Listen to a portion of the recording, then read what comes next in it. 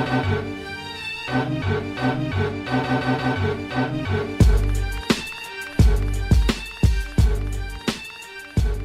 be that young Freddy Fly, smooth, glorious kid, a bad boy just like Notorious Big. I rock a fella like Sean Carter, with more game than Ron Harper. Oh, here goes. And welcome to episode 24 of Throwback Hoops.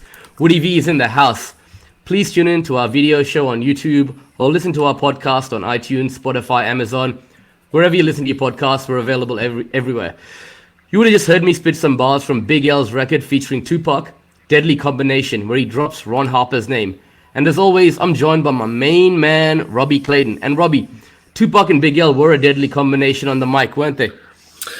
They sure were, mate. Great to be back. Yeah, they were an absolute deadly combination. Obviously, RIP to the two of them there. Still think Big L's a little bit slept on with some of his stuff there, Woods. Everyone knows Puck a lot more, but anyone sort of go and check out Big L if you haven't done so. He was an absolute genius on the mic. Thanks, Robbie. It's good to be back. And we're actually joined by a very special guest today, Robbie, on the show. And, you know, he's been covering basketball and other sports in various capacities over the years. Now he's one of the most respected F1 journalists in the country. He's also the host of the In the Fast Lane F1 podcast. He's probably the only LA Clippers fan that I know. Hence me dropping Ron Harper's name in my intro. And he is the elder brother of my co-host, Robbie Clayton. Matt Clayton is in the house. Welcome to Throwback Hoops, my man. Gentlemen, it is a privilege to be on, and there must be something about me being on here for episode 24, because I thought you were going to do the old CJ McCollum thing where you would name a player with the number of the episode of the show, and I figured episode 24, Jimmy King, I thought that was probably the reason why I was on, but maybe it's just a coincidence. No, I should have mentioned Jimmy King for that. It's great to have you here, mate. We've been looking forward to this one. Yeah, looking forward to it, guys. I mean, I love the fact that you guys have got this off the ground and just the quality of the guests you've had. So it's nice to be a little bit further down on the list than some of your bigger names, but probably where I deserve to be, I would have thought. Don't say that, Matt. You know, you're just as worthy as all the other guests. And no surprise, you're good with numbers just like your younger brother, man. So it runs in the family. So, you know, Matt, when you come on our show, it's tradition. You know, you gotta showcase a jersey, you know, or some sort of basketball memorabilia. So what you got for us today, homie? Well, before I do reveal anything, I'm probably a bit underqualified to be on this show simply because in my entire life I've owned 4 NBA real jerseys.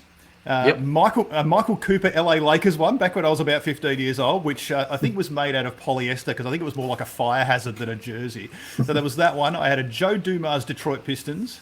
I had a Ron Harper Chicago Bulls, which is about as random as it can get. That's a rare one. A very random one. I only had ever had one LA Clippers jersey, and it was a Danny Manning one. But we'll get to that. But the jersey that I am rocking, which I will stand up and display, I'll allow you guys to take the viewers through it. So Matt's standing up, rocking a Jamal Crawford number 11 jersey. Loving that one. Pretty similar to what I'm wearing today. And yeah, obviously we're big Jamal Crawford fans, us Claytons, given he's played for the Clippers and the Hawks and had a lot of success there. So yeah, liking that one, mate. He's played for a lot of teams. So when you look back at his basketball reference page, he might have had the best second last game of anyone in the history of the NBA because everyone forgets that he actually played a game right at the very end for Brooklyn. That's right. In the bubble before he injured himself, but I think he had an excuse at that point. He was about 41 years old, but he'd probably still get buckets about 5 years from now. Hey, has he filed his retirement papers yet or not? Or is he one of these guys that hasn't done it yet? He's never going to file his retirement papers. I think the phone's always on charge with him. Someone will phone him up somewhere. He'll probably just come in stone cold out of some gym in Seattle and drop 20 on somebody given the chance. Definitely. Yeah, Matt, I was just about to say he's probably in Seattle somewhere, you know, hooping it up in some YMCA with someone right now. Right now. So, no, that's really nice. So thanks for that, Matt. And Robbie, my man, it's Clippers Day today, right? It is Clippers Day. We thought we'd do that to honour Matt a little bit like that. So I've got the old Clippers double, I guess, today. So, look, hanging up behind me is obviously very similar to what you're going to show soon, Woody. It's a LA Clippers Ron Harper old school champion jersey there. So, yeah, shout out to the Ohio Flyer. Look, a little bit about Ron Harper. Played 15 seasons in the NBA, played with the Cavs, Clippers, Bulls and Lakers. Of course, he was a 5-time champ. 3 with the Bulls and 2 with the Lakers. Yeah, and I thought it was only fitting I sort of wore this one today. And interestingly, boys, I don't know if you saw it, but Ron Harper Jr. Was playing in the NCAA tournament today for Rutgers, where they lost in double overtime to Notre Dame. So he had a pretty good game as well. I think he was 25 points or something like that. So it's definitely a name to look out for, and we might see him in the league sooner rather than later. Great. Yeah, look, in terms of what I'm wearing today, so I'll just sort of stand up and show that, keeping the Jamal Crawford theme there going anyway. Let the audience know what I'm wearing there, Woods. For sure. So Robbie's wearing Adidas Lakers Jamal Crawford jersey, which I actually bought for him when I was at Staples Center some 9 years ago on my honeymoon. So both the brothers fans of JC, right? Thanks for getting me that one, Woods. I appreciate that one. Is this one of those deals where like our mothers dressed us in the same outfit or something? Well, this is probably the first time ever you and I have actually worn the same t-shirt. It's a bit like that, isn't it? Yeah, it's pretty cool. Mrs. C, I know you're going to be listening to this. What you doing, huh? What you doing? So look, a little bit about Jamal there, boys. So, yeah, 20 seasons in the NBA after getting drafted by the Cavs at pick 8 in the 2000 draft out of my favourite college team, Michigan. Crawford, known as J Crossover, played with 9 different teams. His accolades include 3 NBA Six-Man Awards, which he won in 2010, 2014 and 2016. As we sort of alluded on, Crawford did also play in the bubble in 2020 at age 40. He became the 8th player to play in at least 20 seasons. So, Woody, I love doing this, mate. Who are the other 7? Repeat that question. So Crawford became the 8th player to play at least 20 seasons in the NBA. So give me the other 7. All right. Vince Carter, Dirk Nowitzki, Robert Parrish. Yep, it's a good one. Kobe Bryant. Yep, 4. 3 to go. Help me out here, Matt. Help me out here. Yeah, help me out. Kareem. Yep. And a Hawks champion and one of my favourite international players of all time. Why am I getting stumped here? International players. Actually, no, you said Dirk, did you? I did say. Okay, sorry. So, all right. So, an all-time Hawk that we like, plus someone that was pretty relevant in the news about yesterday getting his jersey retired. KG. Oh, KG, yep. Who's the Hawk? Woods, I thought this would have been the first one you got. He was high. Kevin Willis. Kevin Willis. Yeah, man. Mr. GQ himself. Yeah, so I thought that was a pretty good stat. Interestingly about Jamal there, boys, when I looked into it, he only averaged over 20 points in one season, which I thought was a little bit strange. And anyone tell me what team he was with when he averaged? Because it wasn't the Clippers and it wasn't the Hawks. Bulls, man, right? No, not the Bulls either. Golden State. No. I was surprised. It was the Knicks. So, the season with the Knicks was the only time he sort of averaged over 20 there. So, I thought that was pretty cool. And on that Knicks thing, by the way, the stat that I know you're about to say is that he's the only player in NBA history to score 50 points with 4 different franchises. Sorry if I've stolen your thought. I wasn't going to say that, but I like that. I should have added that to my notes. I should have conferred earlier. So, no, that's a great stat. So, Golden State, Chicago, New York, and it wasn't the Clippers and it wasn't Atlanta. No, it was at the very end of his career at the Suns. Phoenix. Man. That's right. Yeah. What I did find though, so he scored 52 points for the Knicks against Miami. In that game, he started 0 of 4, and then he made his next 16 field goals. Wow, unbelievable! And there was nothing like watching that guy absolutely going off, and that was the night of nights for him. It was good too because he's, obviously such a good shooter, and he's pretty sneaky height. He's pretty sort of lean build and stuff like that. And he used to jump quite high on his shots as well. So yeah, definitely fun to watch. Woods, I always like to show a bobblehead when I'm rocking a jersey, right? So for sure, I thought I'd show a nice one tonight. You probably haven't even seen this one actually.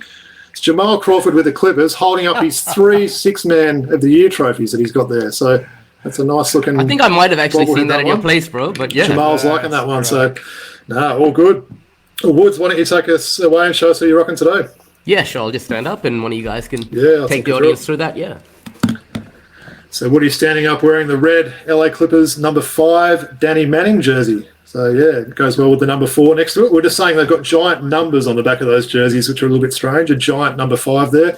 Danny Manning, Woods, as we know, someone that you like and I absolutely despise. So yeah, what do you got to say about him? All our listeners are going to know all about that. But just interesting story. My dad actually took me to the Forum in Inglewood back in '92. It was soon after the announcement when Magic Johnson had, announced his tested positive for HIV. And it was the Clippers-Lakers game, right? Lakers home game.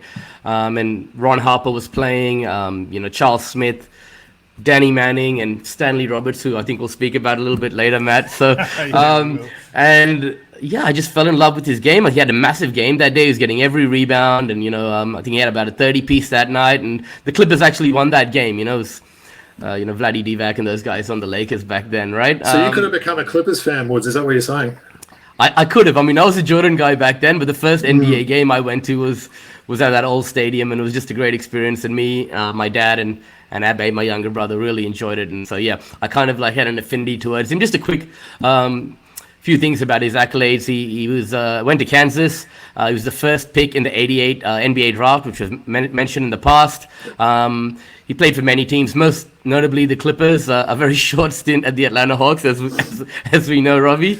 But yeah, two-time NBA All-Star, 93, 94, NBA Sixth Man of the Year in 1998. I think that might have been at the Phoenix Suns, if I'm not mistaken. Correct me if I'm wrong, guys. NCAA champion in 1988. And his number 25 jersey is retired by Kansas. So that's Danny Manning for you. Solid career, right? Great career. I mean, he probably never lived up to the expectations that everyone thought he would get to, but you look back on what he did, and he did have a very good career. Cool. So thanks, guys. I really appreciate you all sharing that your jerseys with us, and it's nice that we followed that Clippers theme today, right, guys? We did. All dressed in red, looking good, boys. I know. Definitely. And Matt, I also got the Clippers hat for you, man. Very good. Like it. You got more Clippers merchandise than I do. All right. So I thought we'd start off by getting into a little bit of Q&A with Matt. You ready to chop it up with us today? Let's do it. All right. So let's get to it, Matt. Firstly, I want to start by asking you. I mean, you've been. I mentioned it earlier in the intro. You've been involved in covering basketball over the years, both the NBA and NBL. Tell us a little bit about that and how that first opportunity originated and some of your experiences. Yeah, it's funny. If it sounds like a long list of things, it's mostly just because I'm old these days. It's just, the older you get, the longer the list gets. I don't know if it's any better, but it's just more things to add to it. But I have pretty much been a journalist now for the best part of 30 years. I think it's 29 this year.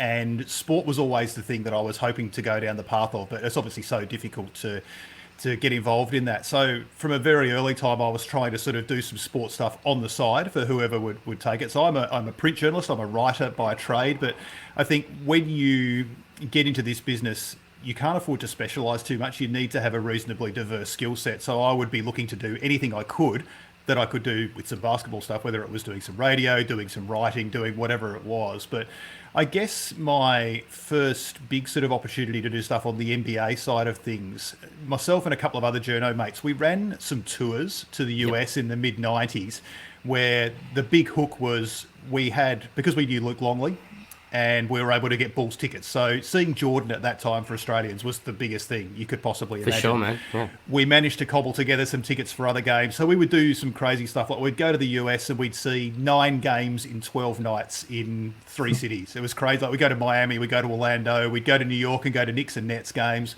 But the big one was getting to Chicago, having Luke there, and then we'd be there for a week where the Bulls were playing Monday, Wednesday, Friday. And you'd see Jordan 3 times in a row.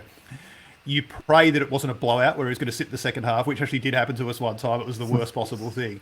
So we all had our media access, so we were sitting right by the court, and then the others that travelled with us were sort of up in the nosebleeds or wherever we could get them. And it was on one of those trips that I did quite a big piece with Patrick Ewing for a magazine back in Sydney, who absolutely hated the story and didn't run it. It was one of the most embarrassing. They still paid you though, right?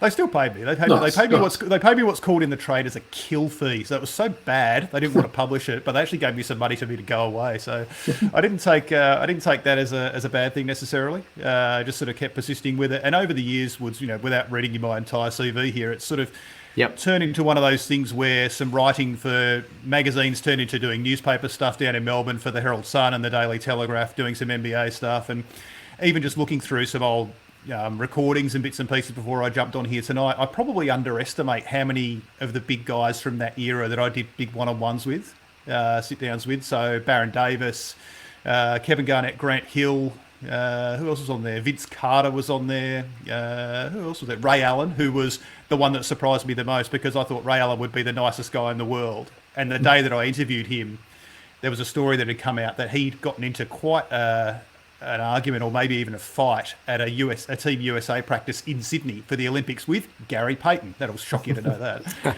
And so I think that day that story had come out. So Ray Allen, it was about the rudest 5 minutes on the phone I'd ever spent with anybody, but I did manage to get something out of it. But look, over the years, it turned into something that, I was able to get to the 1997 NBA Finals, the fifth of the Chicago Six Championships, which I'm sure we'll speak on at some point. Doing some radio for that and some magazine pieces really sort of opened the door for me to do a whole bunch of things in the years coming back. And, it's been a while since I've been really knee deep into basketball, but that was where I sort of first got my sports journalism side on, I guess. Yeah, and from an NBL perspective as well, Matt, I remember first hearing about you working in the NBL, doing radio with Leonard Copeland a long time ago when Robbie and me first became friends. So in addition to all those big names that you mentioned over there in the USA, you've had quite a role to play in the media with the NBL as well, right? So NBL radio was absolutely fantastic. I think it was, I'm guessing, like 2010, 11-ish sort of era, and it was one of those things we'd have a different colour commentator on. It'd be Mark Bradkey, it'd be Leonard Copeland. We had Mal Hollywood Cooper in there. Remember the old right? man? Yeah, Mal Cooper, he was on there. Yeah, Luke Cooper's dad, right? I believe so. Yeah. And so my job was to be the sideline reporter. So it's literally doing live radio on a high wire. You've got no script. You're literally in the back of the timeouts trying to decipher plays. And the most fun thing that we did on that, there was a 7-minute section at halftime where we didn't plan anything. And my role was to find someone in the crowd and go and talk to them for 7 minutes, having not even introduced myself before. And I literally had about 90 seconds to find somebody. So you can imagine what that was like at halftime. You're scanning the crowd, trying to find a familiar face. And I think the best one that I did was I found David Patrick one day. It was when he was involved with LSU, and I knew all the backstory with Ben Simmons and what have you.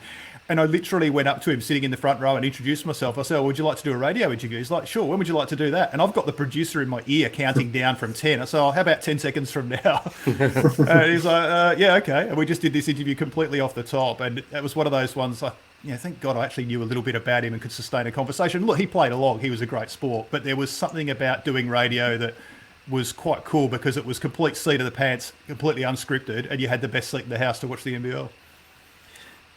Yeah, thanks, man. I think we'll touch on it a little bit later, but what you're doing right now, those experiences that you garnered doing radio have definitely helped you in the rest of your career. So let's jump to that in a minute. But before I do that, I know you mentioned earlier we're going to talk about 97, right?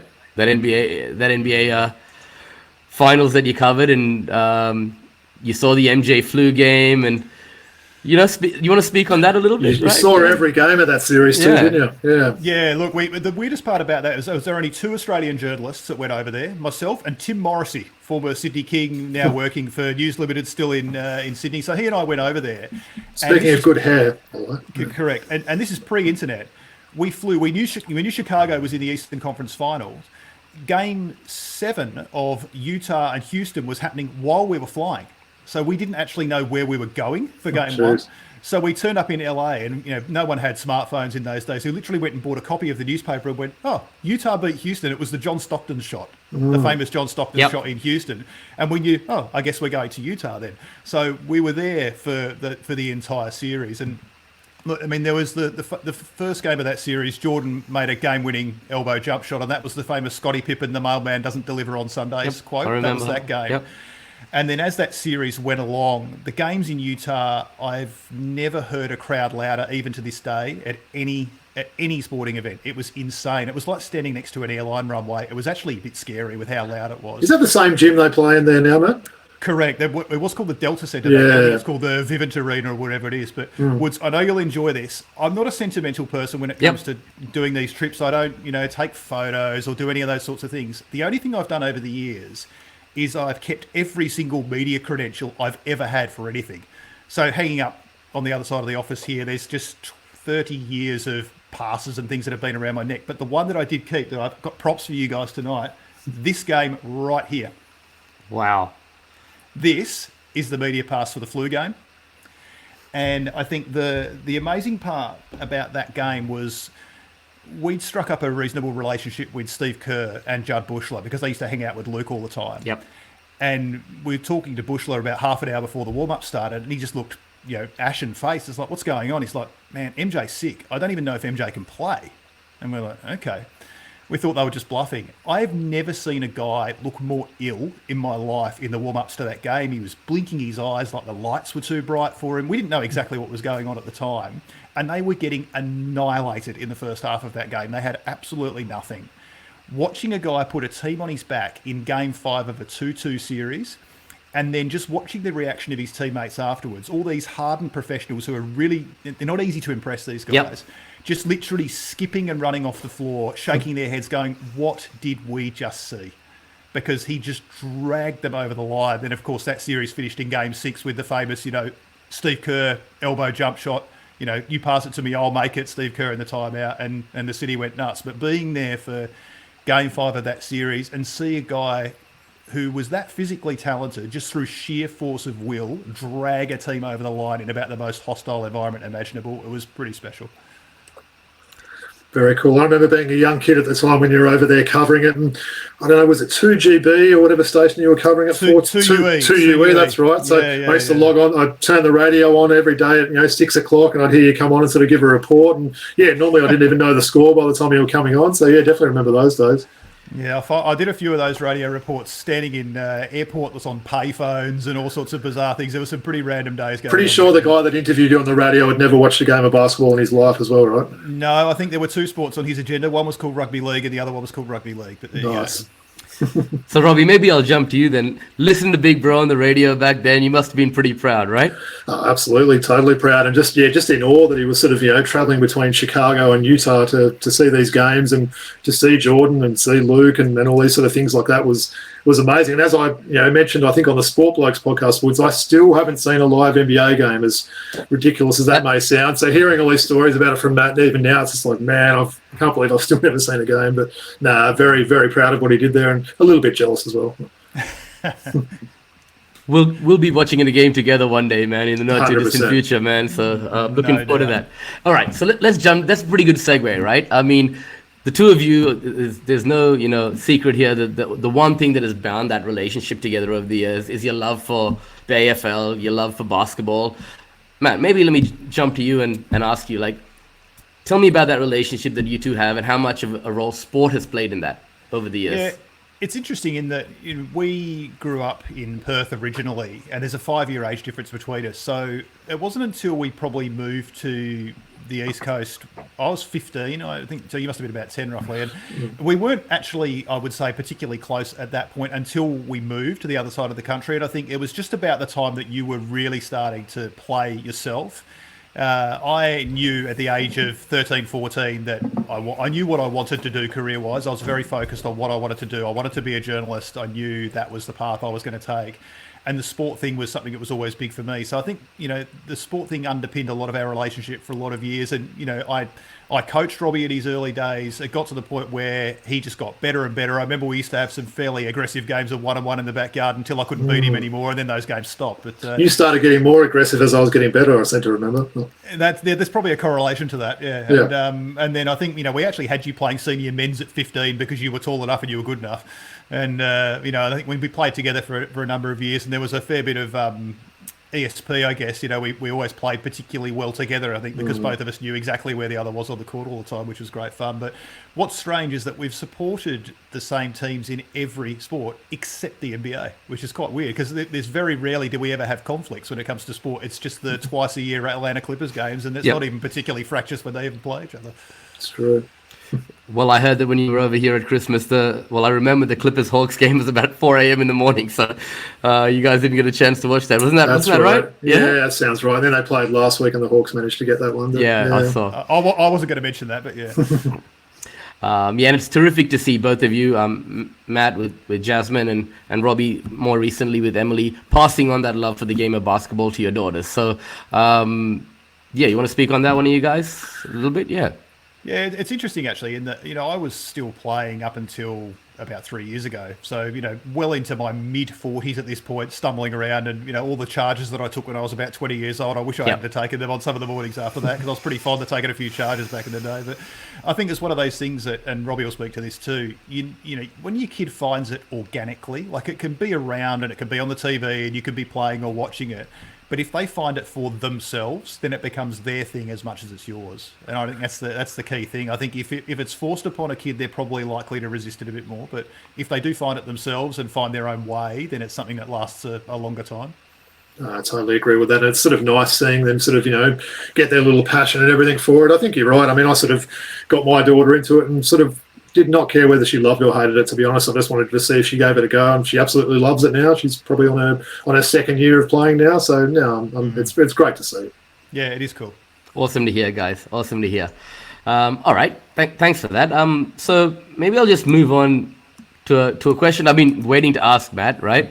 And when I send out the run sheet for the episode, I said, I know you got a Bo Outlaw story, man. Speak on it. I want to hear about it. He said, Woody, man, it's not just a Bo Outlaw story. It's a general discussion about a strange 24 hours which you spent in Anaheim where the Clippers play the Spurs. Am I right in saying that? This is honestly one. I think back about it now and about the 10 random things that happened on this night. So this was probably, I'm guessing like 96 or something. The Clippers were playing in the old LA Sports Arena, which was attached to USC, which was in about the dodgiest part of LA you could possibly imagine. So a few years earlier is where they'd had the riots, the LA riots in Watts. Yep. And I think most things were still burnt to the ground. It was a bit of a mess.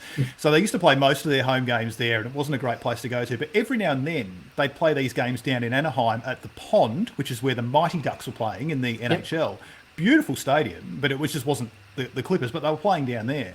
And so we're staying in about the Odie Hotel near the stadium, thinking that, who else is going to be there?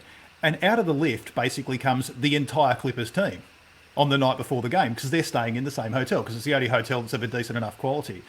So just random guys from that night, I remember just being in the bar and eating and bits and pieces. Stanley Roberts, who was a larger-than-life character in every sense of the word, he actually walked in the bar, looked at how many people were in there, which was probably about 150, and said, "All right, I'm buying drinks for everybody," and just put his credit card on the table.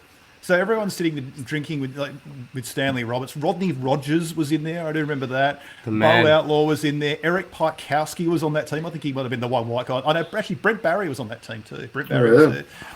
So the entire team's gathering around this group of sort of 10 or 12 Aussies as we're all sort of in this bar. I was like, what is going on? So we go to the game the next day. They're playing the Spurs, and this is Apex David Robinson. Yep. And the Spurs were really good, and it won't shock you to know the Clippers were really bad. And it was one of those games where I think it was like, Wednesday night, and the Spurs have been on the road for a week, and they just weren't up for it at all. Just not interested. So the Clippers get out to this lead, and everyone's like, they might actually win this game. We're sitting on the press bench, and the Spurs at that time being coached by Bob Hill. Yep. Pre-Popovich, to show you how far back this goes. Mm-hmm. And they must have been down like 18 in the third quarter. And Bob Hill does the buttons up on his suit jacket and walks up to the press bench and says, "Gentlemen, have a good night. I'm about to get myself ejected." Because he was just trying to fire his team up. We're like, is this guy serious? And the next dead ball, he walked literally into the middle of the floor and just F-bombed all three officials. and they just like, "You're out of here." And they just marched him. And he literally turned around and gave us a wave, like, "I've done this for motivational purposes." Of course, the Spurs then go on an 18-0 run to tie the game. So it obviously worked from that point of view. But the Clippers fell over the line and actually, in spite of themselves, won that game. But that was one of those games I remember Bob Hill telegraphing that he was going to get thrown out of it. And then watching David Robinson get fired up for 5 minutes when he was probably the biggest physical specimen in the league. There were guys, big guys, Rodney Rogers, Stanley Robertson, these guys, just bouncing off him as he was just 2 foot in the paint and dunking on guys' heads and finishing alley-oops. And it's like, holy hell. He had muscles back in the day before people had muscles, didn't he, David Robinson? He was just cut out of a piece of granite, that guy. And that was before guys were really into all the Norshula stuff and the lifting. And that just gave me an example of, like, I remember I've heard Bill Simmons say this before, when he used to walk out of the tunnel for the annual visit they'd make at Boston Garden, the crowd would just hush and go, "Oh, boy." And he just had that sort of physical presence about him. But, about as random a night, Woods, as you could possibly get at a basketball game, I think. Hey, Matt, was Dominique playing for the Spurs that night? He was not. Chuck Person and Doc Rivers were the only 2 guys that got off the bench that night. I did go and find the box score. Wow, interesting. So that would have been 97, yeah? 98, maybe? I reckon it might have been 96. 96. But, I stand corrected. But, yeah, it was... a lot of Rodney Pooh Richardson at the point for the Clippers. Love Pooh. Tony Masenberg maybe. Was Lloyd Fort still there as well? Lloyd Fort was good. That was Lloyd Fort. He was probably your best player. Yeah. He probably was. Yeah, they were a bad team, I tell you. Terry DeHare was on that team. Oh yeah, what a legend. Some good names. Lamont Murray. So, I mean, all right, I love the story, but what happened with Bo Outlaw, man? Man, I tell you, there was just one of those things that he's buying people drinks, and then we're at dinner, and then there's other people, and then we're out somewhere else, and it all was a bit hazy by the end of it. But it was, an interest. He was a guy who I think he bounced around, like played some CBA, and he played in Europe maybe, and I think the guy he reminds me of these days. He's like an old school version of Montrezl Harrell. Yep. Undersized, big, huge motor. One of those guys that in the regular season, you're just like, I just don't really want to box this guy out tonight. He's really annoying. You got to the playoffs when you could scout him and everything, and he was no good. But he certainly maximised his time on the court, and he maximised it off the court as well. Nice. And you enjoyed some of his company off the court, maximizing time, I hear. It was an amusing night, yes. Awesome, man. Great story. So I think, well, thanks for that, Matt. Really appreciate it, and awesome to hear some of these stories going back, right? So I think it's a good time for us to jump into it. I mean, we always do Hawks talk on this show, Robbie, right? But I mean, like, we can't do Hawks talk today, you know? Because I lost, or because we've got a Clippers fan as a guest? Yeah, I mean, look at us, man. Look at us. We're all wearing Clippers stuff. True. You know, it's time to do Clippers talk today, right? Let's call it. We did Heat. The Heat beat, didn't we? That's with right. With Jaden Oakley. I'm trying to think of words that rhyme with Clippers, and I'm sort of drawing a bit of a blank. But yeah. Clippers chat. How about Clippers that? chat. All right. Yeah. Yeah, that'll do. That's fine. All right. So I want to kick it off with, and I'll throw to you, Matt. You know, at the time of recording, you know, the Clippers are 8th in the West, 36-36. 36-36, lost to Toronto today. It's Thursday, the 17th of March. So, you know, we know that, you know, Kawhi and Paul George Kawhi's out, Paul George missed large parts of the season. But it's fair to say they've exceeded expectations. And Coach Lou's doing a great job with his group, right? Definitely. Yeah, I agree. I think you look at what they don't have, and even the fact they made that trade with Portland. They had Norman Powell for 3 games. He played really well, and then he got a stress fracture at his foot, so he's been out. And they've had guys out the whole year, but they've had that many crazy comebacks this year. Like there's that 35-point comeback in Washington, which is still like a 1 in a million shot to win a game like that. And I think when you do that once, it can be considered a fluke. But when you do it multiple times like they have, there's a good character to that group. They're a little bit under-talented. Yep. There's a few guys that are playing roles that are probably too big for their skill set. There's a few guys that think they're the best player in the league, like Reggie Jackson. And once in every 8 games when he's actually got it really going, he does look like an absolute all-star. He does, yeah. But I think they've incredibly overachieved this year, given, you know, Kawhi's not played a game and Paul George hasn't played since the middle of December. And so hey, Matt, how many other teams could not have their 2 best players for basically the whole season and still be, 500 and playing the way they are? I mean, I said to you, Woods, imagine like LeBron was out, so the Lakers didn't have LeBron and Anthony Davis. I mean, they'd be like at Sacramento Kings levels, wouldn't they, winning sort of 18 games? So credit to Tyronn Lue, I think, definitely. Yeah, I was just about to say, Ty Lue, he's a great man manager. You know, he's good with people, and his ability to bring this team together, even when, you know, as you mentioned, the 2 stars are out. It's just been incredible. So, yeah. I've just been really impressed with some of the guys that have stepped in and played bigger roles. Like a couple of years ago, someone like Terrence Mann, he's like, you know, the 11th or 12th guy on a roster. He got some junk time in the bubble when they didn't need to win games. Sure. He's actually a serious NBA rotation player now. You've got guys like Kennard, who everyone's tried to turn Luke Kennard into a point guard and this and that. It's like, come off the bench, we'll run some staggers for you, shoot the basketball. It's a very simple job description. He's incredibly good at it. Yep. And Lou gets guys to star in their role, which I think is, you know, with the NBA, everyone can play, but it's getting guys to believe they can do what they can do. But the one guy we haven't mentioned yet is a guy that I love because he just seems like he tries so hard every single game, is Ivica Zubac. Yep. He seems like an incredibly popular player amongst his peers. I love Patrick Beverley turning up to watch that game on an off night. That was great, wasn't it? That was sick, That was just so cool. And he's the sort of guy that I think because he gives it his absolutely everything, because he's not the most athletic guy or the most skilled guy, but he's a guy who works and wills himself into games. And yeah, he'll get played off the floor occasionally because it's hard for him to. Every time he plays Luka Doncic, it's almost unfair because Doncic is just killing him on those switches at the top. Yep. But you get him in a game where he can throw his weight around, and you look at some of the numbers he's put up this year. You look at a box score, and it's 20 and 15, and you're not surprised anymore. He's another one of those guys the Lakers gave up on as well, just quietly, boys. I believe he was traded for old mate Mike Moose Muscala, so just another dreadful move by the Lakers. It's probably still annoying him now, I'd say. That might only be the 5th worst trade the Lakers have done in the last 5 years, which is the scary part about it. And I mean, even a guy like Batum, you know, we thought he might have been done in Charlotte. he's a veteran. He's come in here, and a lot of these young guys, you require a few veterans in that locker room that's going to help. And I think he's done a really good job and revived his career nicely in LA, at the Clippers, right? And he's a winning player too, Batum. And I think you see he's one of those guys that, and I've covered a lot of international stuff, so I've watched him internationally. Yep. He's the guy that the box score never does justice to what he does, because he's a ball mover, he makes quick decisions, he's good on switches, he is a good help defender, he can get a defensive rebound, initiate the break, he can make a trail three. But the thing for me, Woody, is I look at when they get those guys back next year, think of the length that they can have defensively with Batum, George, Kawhi, Robert Covington. They are long. And Terrence Mann's a really good defender. Reggie Jackson's got like a 6'8" wingspan for a 6'4" guy. Defensively, they could be an absolute nightmare if they can actually get most of those guys on the floor at the same time. Totally, man. Yeah, totally. And I mean, you spoke about those guys, Kawhi and PG, and I'll just read a quick quote to you guys from Tyronn Lue, all right? He said, "I'm tired of hearing this shit." Well, Ty Lue said that. When they're playing, I'll let y'all know. I'm tired about talking to them every day, We got to talk about Kawhi and PG all the time. Talk about these guys in the locker room that are fighting and clawing every single day. So what Ty Lue's kind of saying is like, all right, man, I know this is a recurring theme. We keep speaking about these guys, but we got a bunch of guys here that are giving their all every day. And we should be proud of what they've done so far. But having said all of that, all right? Yeah, when are they coming back? Exactly, Matt.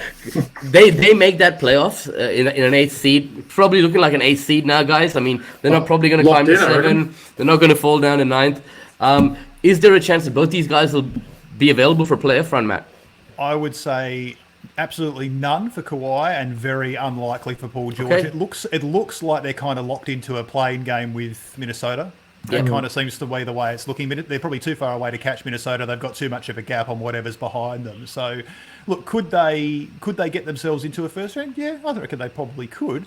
I'm not sure. I mean, look, I think Phoenix are too smart and too deep and too organised for a team with that talent ceiling to beat them in a series. But I could see them winning through a play-in, because Minnesota is going to have a lot of expectation playing at home in a one-shot game. Clippers have got no one that can guard Karl Anthony Towns. I can see Cat going off in that game. Well, and that's the thing. I mean, you could say that about anybody. He can kind of do what he wants if he's in the mood for it. And obviously, the Patrick Beverley card's going to be interesting in that game if it happens. But there's some guys on that Clippers team, like irrational confidence guys like Marcus Morris and Reggie Jackson, who think, I'm the best guy on the floor here, and they might just do it for one night because that's all it is. Yeah, so just looking at that Eastern Conference right now, so we've got, Western Conference right now, we've got the Lakers in 9, Pelicans in 10, Clippers at 8, and Timberwolves in 7. How would that work? Wouldn't it be 7-8? 7-8, so, yeah. So 7-8 is basically winner of that wins the 7th seed. The loser plays the winner of 9-10. Okay, gotcha. Yep. So they would be going up against Timberwolves in that play and to start off. You would expect so. It looks that way. It's pretty locked in. Everyone else is too far out. Portland aren't trying to win anymore. They're too far. No one's going to catch that sort of whoever finishes out of Denver and Dallas in that 6th spot, wherever they end up. So they're kind of locked into this Minnesota matchup, it seems, with about 10 games left. Right. Yeah, for sure. Yeah. No, that's awesome. Yeah, it'll be interesting to see. As we progress through the playoffs. Okay, I think this play-in thing has created a whole different thing. So, looking forward to seeing how that all turns out. Both of our teams might be in the play-in series this year. Sure. Looking for sure. Hopefully we like the format. All right, I think the NBL's heating up, guys. Let's move on to some NBL talk, shall we? Right, because we got to a time in the season where these top 5 teams are all jostling for spots, right? And I think this round is going to be really, really important. So I think I'm going to throw over to you, Robbie, and maybe you can take us through things. Can you see that on the screen in front of you guys? Thanks, Woods, for putting it up there. Hey, I just wanted to say one thing before we started talking about this round. I wanted to talk about Monday night's game, right, in Tasmania between New Zealand and the Wildcats, because that was a special game of basketball. Vic Law getting 39 points, just hitting every sort of mid-range shot. Bryce Cotton obviously doing what he did to win that game. That was one of the more exciting games I've seen for many a year, I reckon, that one. That was really good to see. I actually went onto my Foxtel IQ and pressed the old blue keep button the other day, which I never normally do, because I thought, you know what, I want to go back and watch that game in 3 months or 6 months or 1 year or something. That was a special game. What did you boys think of that game? Oh, man. New Zealand played well enough to beat any other team on just about any other night. It's just as long as that team doesn't have Bryce Cotton, then they probably win that game. And, the quality, the longer the game went, and the bigger the stakes were, the quality of that game just got better and better and better. And that Perth would play 20 seconds of unbelievable defence, and New Zealand would drive, kick, someone would make a corner three. It's like, you can't play better defence than that.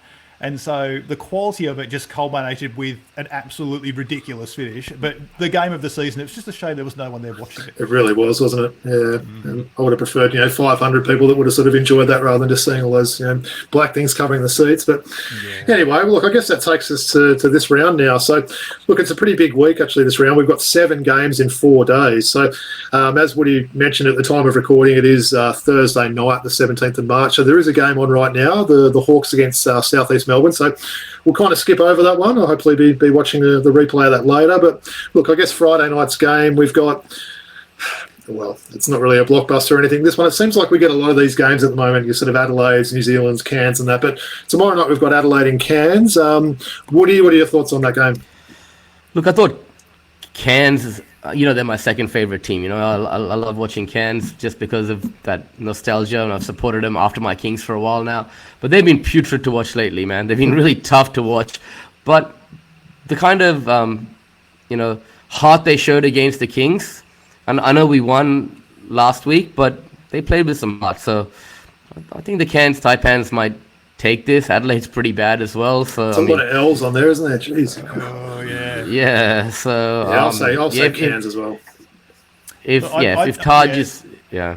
Yeah, I'd say Cairns. I've got more faith in them at the moment. When you've got one team on a 5-game losing streak of one team on a 4-game losing streak, it's kind of a race to the bottom, isn't it? I might be watching the AFL tomorrow night, seriously, rather than watch that one. But yeah. Exactly. All right, so then we sort of go to Saturday's games. This one's quite a good game, actually. So we've got the Jack Jumpers against the Hawks. Matt, what are your thoughts on that game? I reckon the Jack Jumpers, they're not going to make the playoffs, right? But I think they and probably New Zealand are the 2 teams that are going to be the teams that might swing games, because I see those 2 teams as teams that are capable of beating the teams that are in finals contention. And we've seen, Tassie's got them a couple of times. There was that game in Illawarra where I think they made 22 3-pointers in that game. Yep. I really love what Tasmania is doing for a first-year club. They've been that competitive. They've got an identity, and I don't know whether that's just Scott Roth or the imports or the way, but it all seems pretty cohesive. I think because that game is in Tassie, unfortunately it's in Launceston with the world's hardest rims, but I will give that one to Tasmania. Yeah, and let me jump in there. For my Sydney Kings, it'll be good if the Tasmanian Jack Jumpers win that game. So, yeah, I'm behind, right? So, well, bit of a segue there for your Kingswood. So the next game is Southeast Melbourne. When's that one? That's on Saturday night. So that's a good game, that one. So that's 2 pretty good games in a row there. So Southeast and Sydney there.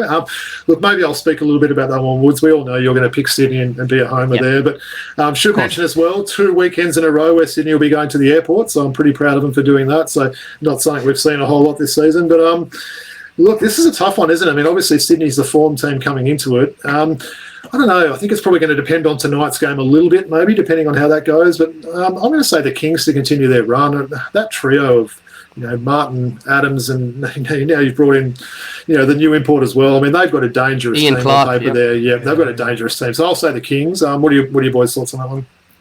Look, I know what Woody's going to say. We'll skip. Yeah, well, the one thing I will just quickly mention is that Ryan Burkhoff is out for 5 weeks, okay? And he hasn't been shooting the ball great, but he's been doing some great things defensively. He's been rebounding the ball really well. And we talk about how at the start of the season, Liam was coming on our show saying how deep that Southeast Melbourne team is.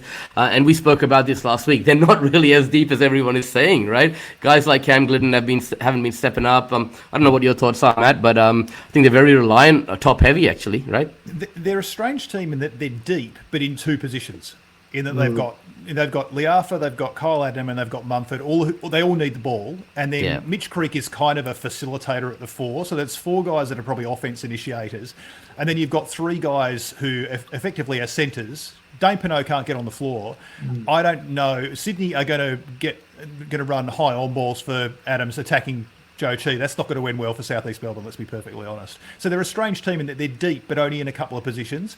Sure. In saying that, if you watch that game against Melbourne last week with the Phoenix were the better team for 38 of the 40 minutes in that game and probably should have won. So yeah, totally. There's some form there. They're at home. they need this. They've lost a couple. And the Kings, look, they're going to lose every time you're on one of these big win streaks. What was it, 7 or 9 or whatever? Seven. I always think you're one game closer to your next loss, sure, if you know what I mean. And I think they're kind of due. So I think there's more at stake for South East Melbourne in this one.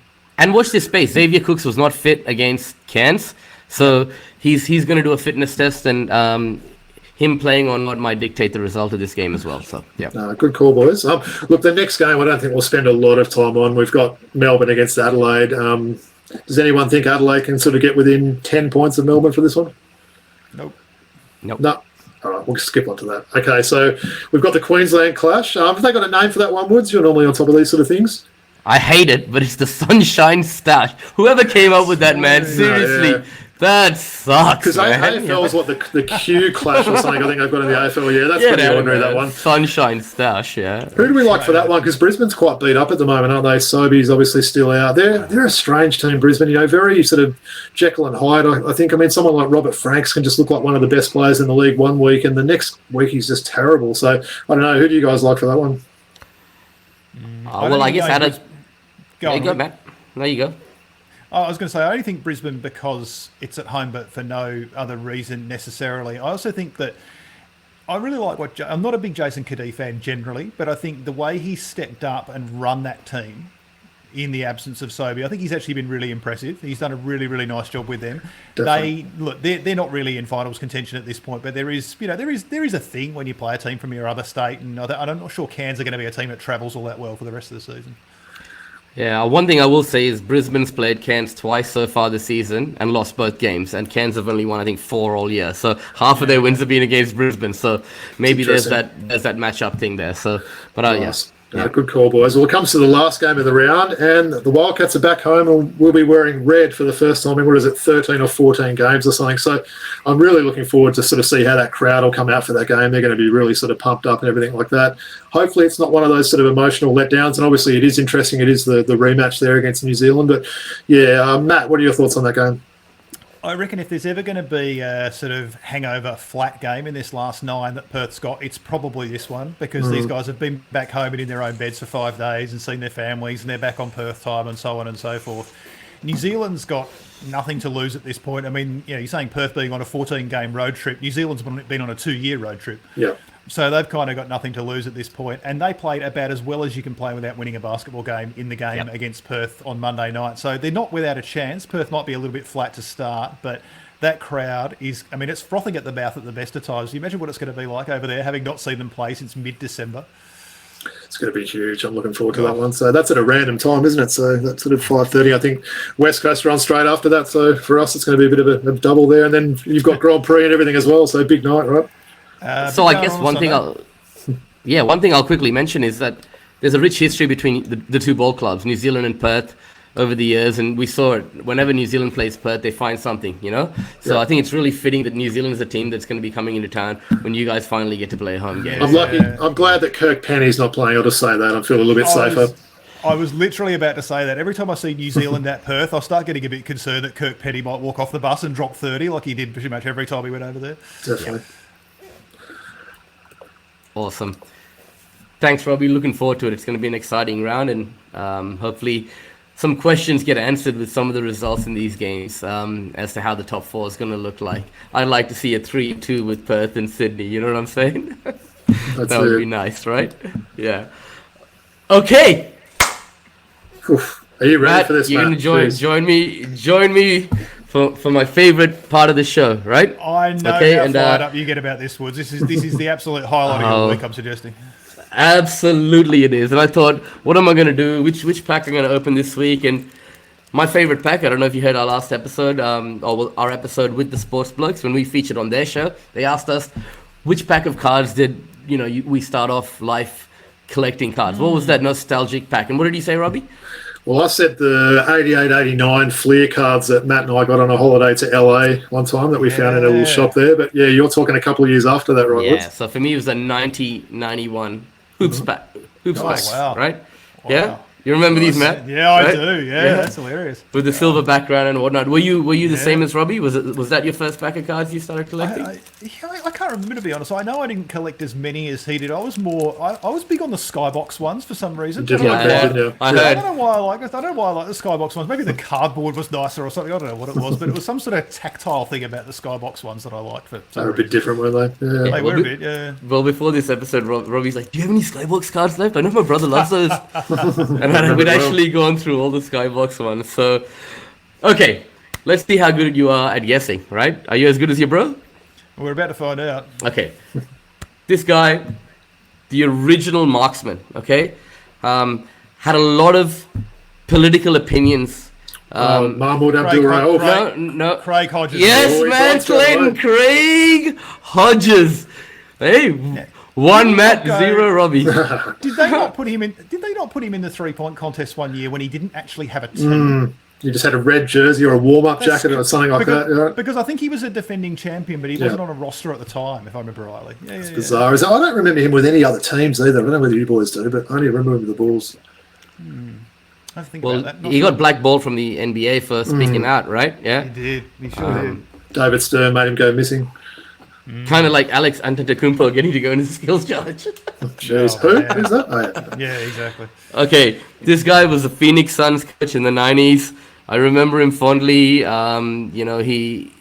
Hey, Woods, be careful, coach. You No, I'm don't not kill gonna him say- off. Don't kill him I'm off. not going to say anything about him and what his status is right now, but he coached, I think, just before the Dan Marley and Paul Westphal, Charles maybe? Barkley. No, before that, Cotton Fitzsimmons. Cotton Cotton. Fitzsimmons. Ooh, Great I'm gonna check something while you're talking about that because he was pretty old. Woods, you might be. Oh no. Yeah, he passed away quite a while ago. Actually, 2004 he passed away. So I'll let you say Right. that. I'll let Yeah. you say Wow. yeah, Wow. that. Okay. He was an old coach at the time, though, wasn't he? he was. Yeah, Remember. yeah. Okay, the greatest player to ever play the game. Okay? Luke Longley. Come on. Ron Harper. Got to be MJ, obviously, right? Michael Oh, he's pulled the MJ. Jordan. He's pulled a the card. MJ card. What a great one there. His anus, man. Yo. Right. Is that, card. is that him like dunking on about 5 New York players like every other time they played them? Or Oh, that's a Miami Heat player he's dunking Oh, on. is it? So, Okay. yeah. There Hey, you hey, go. Wood, show us the back of the card. You know, I always like sort of seeing the back of those. So we've got the picture at the top, and yeah. very nice. That's great. Have we pulled a Jordan card before? We have an all-star card from the same... An All-Star one, yeah. No, but no, not we the got, actual- no, 91, 92 hoops, we got the all-star Michael Jordan card. But this card is probably worth, what, $10? Maybe. Is Yeah. it in good condition? Look after it. It's in mint condition, man. Nice. So that's pretty cool, man, to get an MJ That's card. very cool. Very nice. Yeah, and I remember actually pulling this one back in the 90s, man. I love this center. He only played for 10 years. Injuries ruined his career, but when you talk about the great centers in the 90s, we often sleep on this guy, right? He's now Brad into... Doherty. Yes! Matt Clayton is on fire. Brad Doherty. This is almost Wow, look at that a hair. This is almost a setup by you because you've got a motorsport journo on. And I know. These days at the diesel with the NASCAR That's and it. stuff. So it's almost like you meant this. This is like the frozen envelope in the Patrick Ewing draft. It was in there waiting for me. And There's Matt... Patrick Ewing's on that card too, I think, is he? There you go. He is indeed. Yep. And Matt, that was really good because all I said is he had a 10-year career, and when we talk about the great centers in that time period, we sleep on this guy, and you got Brad Doherty straight away. So that's pretty Hey, cool. boys, you're not looking to replace me next week, are you? Oh my God, that's That Cleveland team was one of those ones. It was just a really good team at an unfortunate time. They were stacked, weren't they? Ron Harper, Definitely. obviously, Mark Price, Larry Nance, Senior. They were a great team. Definitely. now this guy, and shout out to my homeboy KG. You know, I know you're out there, Kanchi, and this is your nickname. All right, so left-hander. Okay, Big smooth. He's been on the starters many times. 1990 lottery pick. Insert DC. card. Okay. DC. No. So what draft did you say? 1990 lottery pick. Okay. Left-hander. Big guard. arm, is it? Okay. Yeah, guard. You know, it's guard forward. You know, he was on the. I'm pretty sure. No, that's J.R. Reed that was on the '88 Olympic team. No, not him, but his teammate at Charlotte. Okay. Lee Ellis loves this guy. He's on the starters quite often. KG is his initials. Left-hander. I think he's Yeah, left-handed. Oh, you're throwing us if he's not. Come on, you got to be sure. Maybe he's right-handed. No, I don't know. Yeah, no, maybe he's right-handed. I'm just thinking of left-handed Charlotte players now, so I'm completely down a rabbit hole. Go on, what do you got? Oh, Kendall! Kendall, yeah. You're right, Lee Ellis loved him. Oh, that's a rookie card too. Yeah. It is. I like that. Yep. Now, I'm thinking that he was right-handed. Yeah, he might have been. His preferred dunk was like a 2-foot plant left-handed. Yeah. dunk. I think you're right. Yeah, I just remember him throwing down those dunks with his left hand all the time, so maybe I got that wrong. But yeah, one of my favorites. He was good, wasn't he? Yep. Suit. Hey, Woods, that's someone we like from that era that I don't think either of us have a jersey of as well, right? Oh man, I've wanted a Kendall Gill jersey It's on your for list, right? so long, man. Right? So yeah. I'll get Robert Pack one day and you can get that, eh? Okay, so when you talk about the Portland Trail Blazers, okay, you talk about big men, okay? Kevin Rest in peace. Duckworth. Nice, and we spoke when Andrew Gaze was on the show, former teammate of Gaze when they were in Washington, wasn't he? So he was a skilled player, wasn't he? Had some good sort of, low post presence there, but yeah, RIP to the big man. And Drewy talked about, how good a person he was, as you'll recall, so yeah. Is that him going up against a very young D-Bats or something? Yeah, Looks it's like that, eh? No one else could have that beard. Bloody there, okay. He was going to flop, I think, about a second after that photo was taken. Okay, this is just an unbelievable pack, okay? All right, so we're talking about Indiana Pacers. We're talking about one of the great international players who's another great center from that era, along with Brad Daugherty, that we sleep on a lot, yeah? 7'4" dunking Dutchman. Rick Smits. He would have made that free throw too, I reckon. All right, boys, give me another Dutchman that's played in the NBA. Oh, Gert Hammock. Okay, give me another one, more recently. Oh, who was that one that played in the early noughties, the dark guy? Francesco Elson. Yes, Francisco Elson. Yeah. That's right. Denver Nuggets. Yep, and San Antonio and a few other teams as well. Yeah. Okay, when you talk about Twin Towers, okay, you talk about Hakeem Olajuwon and Ralph Sampson. Oh, man, for the Kings. Yeah, for the Kings. Wow. He wasn't in the league much longer after that, was he? I don't think. No, that was that second part of his career where he's got the most random basketball reference page, that guy, because pre-injury and post-injury, it's like it's a different player. Like when he was at Houston, he was unbelievable. And then what's his height listed on there? 7'4". Wow, he was skilled too, wasn't he? Well, in the 1989-90 season, he averaged 4.2 points a game, and just 5 years before, he was putting up 21 and 12 or something like that. He'd shoot threes if he was playing in today's era. He was skilled enough that he could learn that sort of outside shot, but wow, that's a good one. Incredibly talented guy. So many of those massive guys from that era, they just didn't really last very long, did they? No, definitely right. And you think of someone like Blake Griffin, who had that kind of before and after injuries in the new era. It's an apt comparison, right? So. Okay, come on, man. Like this is a good pack, right, Woods? Yeah, it's an unbelievable pack. It's getting even. Ryan Quinnett's or anything coming up, or John Coffey or one of those guys? No, it's getting even better. Okay, Charlotte Hornets, right? And we've pulled this guy's card before, and he just got sick of people pronouncing his name one way, so he just changed the spelling of his name. Okay, and I've spoken about him before. Charlotte Hornets. Pretty sure he spent some time with the New Jersey Nets, right? And he just changed his name because he just got sick and tired of people spelling it the wrong way. Not Armin Gilliam. Gilliam! But before he was Armon Gilliam. I'm coming back on the pod next week at this rate. These are pretty good clues, though, guys. You got to admit, right? I like it. All right. If you said French name, that would have been good too. I might have got it if you'd said that. Okay, so you talk about arguably the greatest dunker of all time. I'm pulled his rookie card, all right? Mate, if you don't say Dominic, I'm walking out of the room. Arguably the greatest dunker of all time. Who would you put in that conversation? In-game dunkers.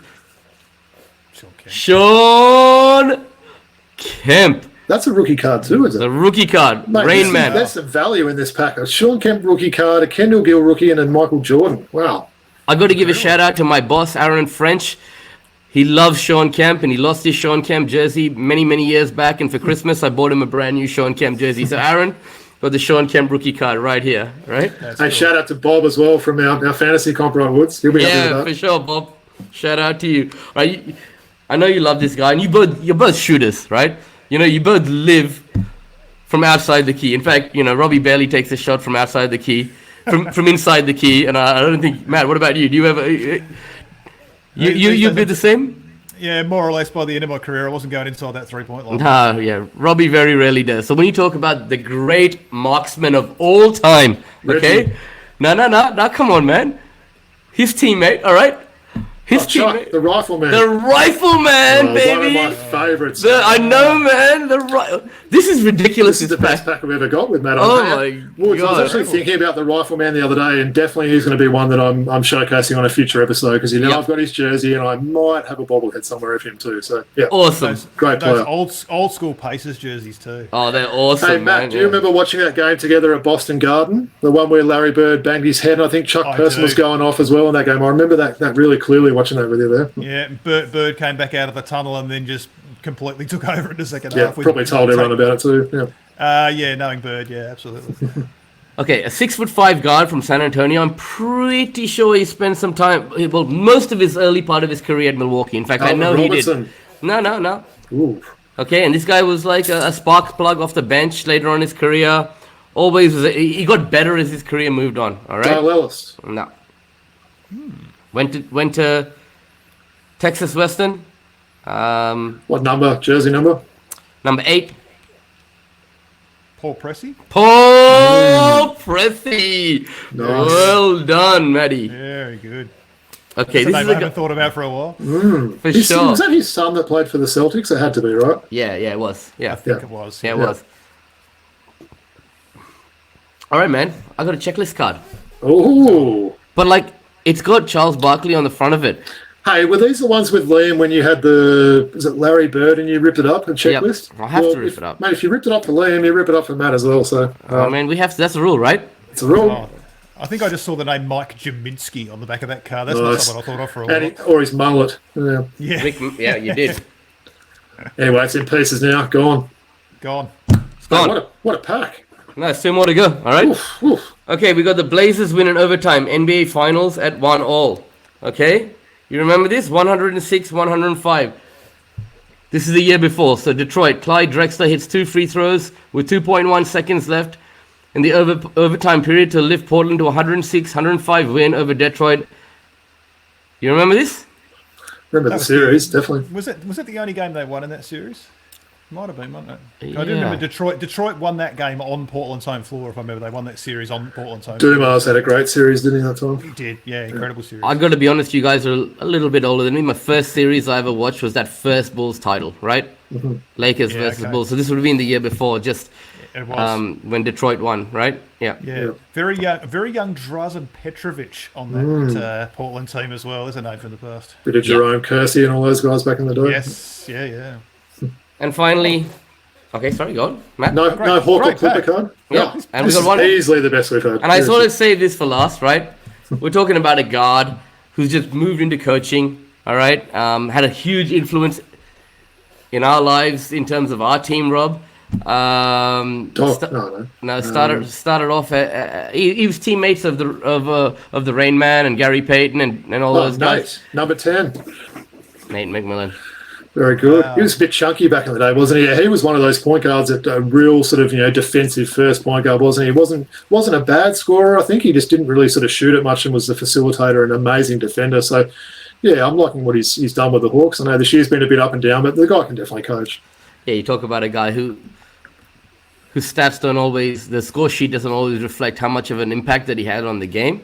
Yep. Nate McMillan was one of those guys, right? And no surprise he ended up in coaching because he was one of those classic coach on the floor type players, wasn't he? Yeah, for sure. All right, so it's been fun, right, guys? You're going to be putting some of these cards on eBay tonight, Woods, I can tell already. he might not be back next week. He might be on the Bahamas or something. Now, honestly, man, I've had a lot of fun doing a lot of episodes. This has been really great to chop it up. I mean, I got to chop it up with one Perth guy every week. Now I got to chop it up with 2 Perth guys. I got to chop it up with 2 Claytons. You guys are like family, man. So it's been really nice to be able to do this with you two, man. So appreciate it, both of you. No, it's been fun, guys. Thanks for having me on. Definitely. Terrific. So a little bit of housekeeping, Rob.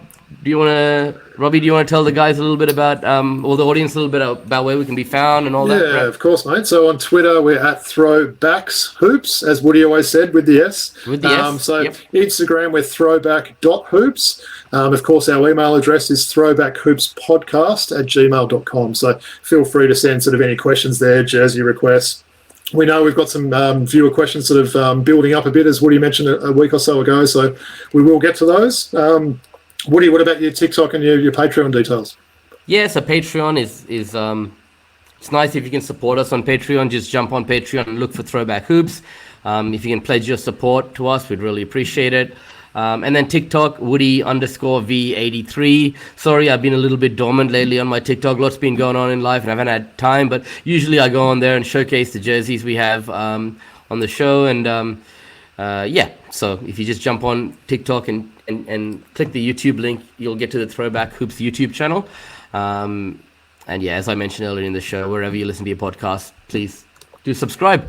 So Matt, why don't you tell the audience a little bit about, where they can follow your podcast and your Twitter, whatever, man, your chance for a plug. One of those things at the moment, I'm spinning a few plates because we've got an Australian Formula One Grand Prix in this country for the first time in 3 years. So I think I'm attempting to do about 3 years worth of work in the next 3 weeks. So it's going to be one of those periods. But as always, I don't know there's much cross-pollination between basketball and Formula One listeners. But if there is, you can listen to In the Fast Lane on Spotify, Apple Podcasts, and wherever you get your podcasts, as I will say on the show every week. But we've just ticked over 100 episodes a couple of weeks ago, and the exciting part for us is at the Australian Grand Prix this year we are doing a live show, 1 hour a day on stage at the live show with many guests, international and local guests coming up on stage, and we're going to be on air for 1 hour a day for 4 straight days with no script and no safety net. So what could go wrong? It's going to be great fun. Sounds fun. Yeah, thanks, Matt, and it's nice to see yet one of my fellow countrymen, in fact from my not far from where I was born, Karun Chandok, on your show recently, man. That was awesome. Been on. Karen's a great guy. Great guy. Awesome, man. So good to see.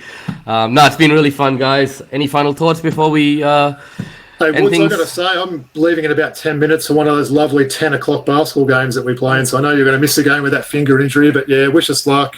10 o'clock game, brutal, but what can you do? But no, I just wanted to say a real big thanks to Matt for coming on. We've obviously sort of been looking forward to this one for a while. I reckon we might be able to get him back as on a future episode there, Woods, if we ask nice enough. But no, it's been really fun today.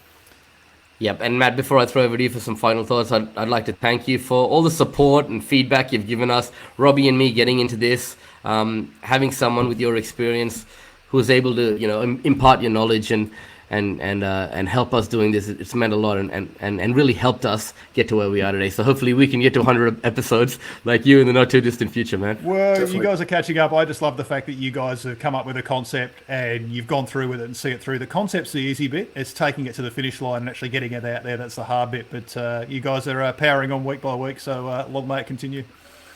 Good stuff. And Woods, just a final thought from me. Okay. A bit of a teaser. In 2 weeks' time, we have a former Sydney Kings captain coming on the show. Yes, so yes. That's the only clue I'm giving. Former Sydney Kings captain. Keep tuning in to find out who that is. I'm hosting that show, right? Oh, of course. Okay, thank you. All right, man. Much love, everyone. We'll see you all next week. Peace out, guys. Peace.